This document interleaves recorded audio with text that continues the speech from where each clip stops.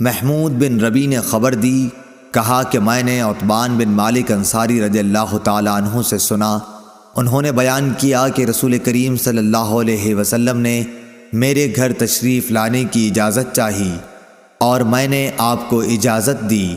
آپ نے دریافت فرمایا کہ تم لوگ اپنے گھر میں جس جگہ پسند کرو میں نماز پڑھ دوں۔ میں جہاں چاہتا تھا اس کی طرف میں نے اشارہ کیا، پھر آپ کھڑے ہو گئے اور ہم نے آپ کے پیچھے صف باندھ لی۔ پھر آپ نے جب سلام پھیرا تو ہم نے بھی سلام پھیرا۔ صحیح بخاری حدیث نمبر 686۔